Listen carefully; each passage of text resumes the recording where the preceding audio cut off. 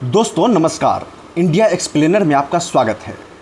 बुधवार को नई दिल्ली में आयोजित इंटरनेशनल एग्जीबिशन कम कन्वेंशन सेंटर यानी IECC का उद्घाटन करते हुए भारत के प्रधानमंत्री नरेंद्र मोदी ने कहा कि जब उन्होंने 2014 में देश का कार्यभार संभाला था तो भारत दुनिया की 10वीं सबसे बड़ी अर्थव्यवस्था थी। प्रधानमंत्री नरेंद्र मोदी ने आगे कहा कि उनके दूसरे कार्यकाल के दौरान भारत दुनिया की 5वीं सबसे बड़ी अर्थव्यवस्था बन चुका है। और आगे प्रधानमंत्री मोदी ने दावा करते हुए कहा कि मैं आश्वस्त करना चाहता हूं कि हमारी सरकार के तीसरे कार्यकाल के दौरान भारत दुनिया की शीर्ष 3 अर्थव्यवस्थाओं में से एक होगा। प्रधानमंत्री नरेंद्र मोदी की यह गारंटी कि उनके तीसरे कार्यकाल में भारत दुनिया की तीसरी सबसे बड़ी अर्थव्यवस्था वाला देश बन जाएगा, इसमें कितना दम है, आइए जानने की कोशिश करते हैं।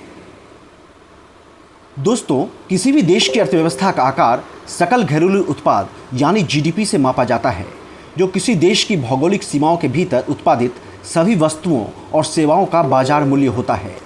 दोस्तों, अगर दुनिया की 5 सबसे बड़ी अर्थव्यवस्थाओं की बात करें तो अमेरिका की अर्थव्यवस्था साल 2023 में यानी इस साल 26,855 अरब डॉलर है, जो साल 2027 में बढ़कर 31,092 अरब डॉलर तक पहुंच सकती है।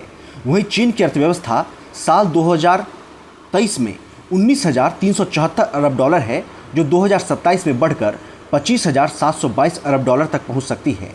वहीं तीसरे नंबर पर जापान है, जिसकी अभी की अर्थव्यवस्था 4,510 अरब डॉलर है, जो 2027 तक 5,077 अरब डॉलर तक जा सकती है। वहीं चौथे नंबर पर अभी जर्मनी है, जिसकी मौजूदा अर्थव्यवस्था 4,309 अरब डॉलर है, जिसके साल 2027 तक 4,947 अरब डॉलर तक पहुंचने का अनुमान लगाया गया है।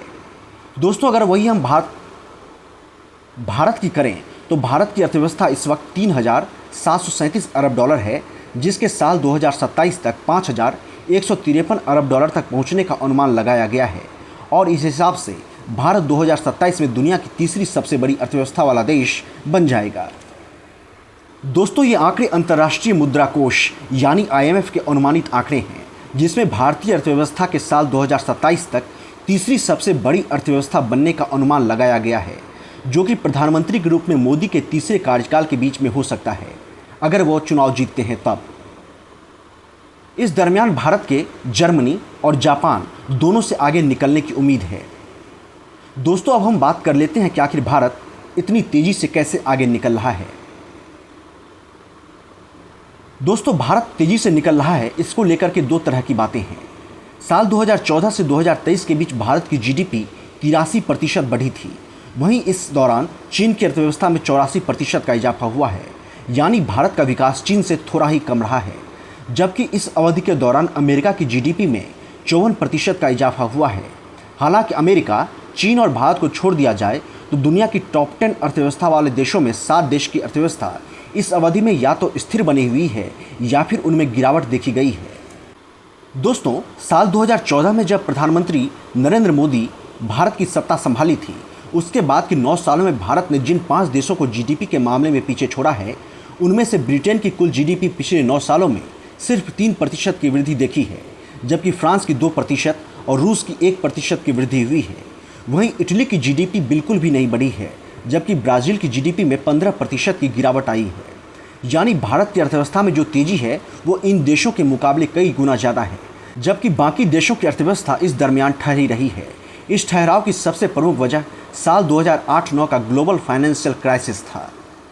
ग्लोबल फाइनेंशियल क्राइसिस की वजह से भारत की अर्थव्यवस्था भी प्रभावित हुई थी, लेकिन यह प्रभाव उतना विनाशकारी नहीं था जितना यूरोपीय देशों के लिए था। लिहाजा इस आर्थिक संकट का प्रभाव और अर्थव्यवस्था की कहानी आने वाले सालों में भी जारी रहने की संभावना है। लेकिन दोस्तों, यहाँ यह जानकर आपको हैरानी होगी कि पिछले 9 सालों में भारत का विकास 83% तो हुआ है, बावजूद इसके भारत की अर्थव्यवस्था उतनी तेजी से आगे नहीं बढ़ रही है जितना खुद भारत सरकार का अनुमान रहा है।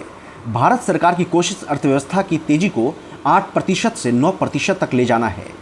वहीं गणित के मुताबिक अगर भारत की सिर्फ GDP 6% के हिसाब से बढ़ती रहे तो साल 2027 तक भारत की GDP जर्मनी और जापान से आगे निकलने के लिए पर्याप्त होगी।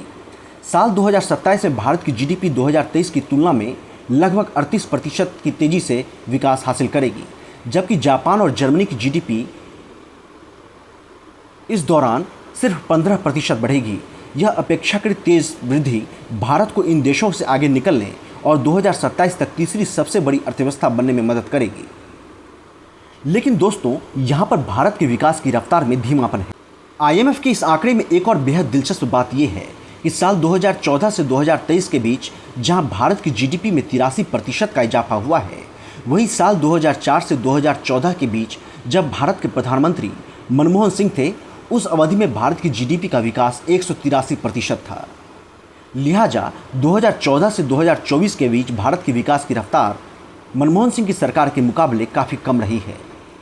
वहीं भारत के विकास की रफ्तार का दूसरा पहलू ये है कि रैंक 10 से रैंक 5 तक जाना अपेक्षाकृत आसान था, क्योंकि 5वें से 10वें रैंक वाले देशों की GDP $1 ट्रिलियन के अंदर सिमट रही थी।